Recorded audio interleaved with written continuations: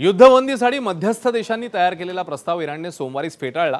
त्यानंतर अमेरिकन अध्यक्ष Donald Trump यांनी इराणला उद्ध्वस्त करण्याचा इशारा दिलाय। इराणमधले सारे पूल आणि वीज प्रकल्प उद्ध्वस्त करू अशी धमकीच ट्रम्प यांनी दिली आहे। आज रात्री 12 वाजल्यापासून म्हणजे भारतीय वेळेनुसार पहाटे 5:30 वाजल्यापासून हे हल्ले करू अशी धमकी आहे। युद्ध थांबवण्यासाठी इजिप्त, पाकिस्तान आणि तुर्की या मध्यस्थ देशांनी प्रस्ताव तयार केला होता। मात्र त्यात 45 दिवसांची शस्त्रसंधी करण्याचा आणि हॉर्मुझची सामुद्रधुनी खुली करण्याचा प्रस्ताव होता। तो आता इराणने फेटाळलाय। त्यानंतर आता इराणला बेचिराख करू अशी धमकी डेडलाईन संपण्याआधीच इराणला ट्रम्पने दिली आहे। इराण पुन्हा कधीच पूर्वपदावर येणार नाही, आज रात्री संपूर्ण इराणचा शेवट होईल असं ट्रम्प म्हणतात।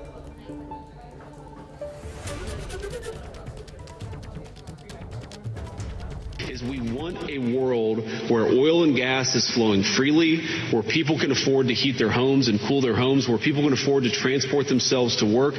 That's not going to happen if the Iranians are engaged in acts of economic terrorism. So they've got to know we've got tools in our toolkit that we so far haven't decided to use. The President of the United States can decide to use them, and he will decide to use them if the Iranians don't change their course of conduct.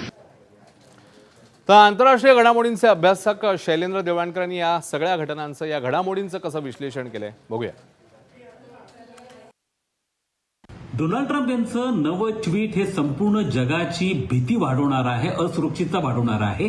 त्यांनी इराणला काही तास दिलेले आहेत आणि यामध्ये जर state of हॉर्मुझचं blockade जे इराणकडनं झालेलं आहे ते त्यांनी काढून घेतलं नाही आणि स्टेट ऑफ हॉर्मुझ हा जागतिक तेलाच्या व्यापारासाठी जर मुक्त करण्यात आला नाही तर इराणने आजपर्यंत कधीही पाहिलेलं नव्हतं एवढं प्रचंड नुकसान इराणला पाहावं लागेल। जगामध्ये ज्या ऑलरेडी तेलाच्या किमती $120 पर्यंत जाऊन पोहोचल्या आहेत त्या परत वाढू शकतात।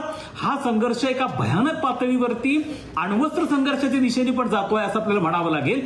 त्यामुळे पुढचे काही तास हे संपूर्ण जगाचा श्वास रोखून धरणारे तास आहेत असं आपल्याला म्हणावं लागेल। एबीपी माझा, उघडा डोळे बघा नीट।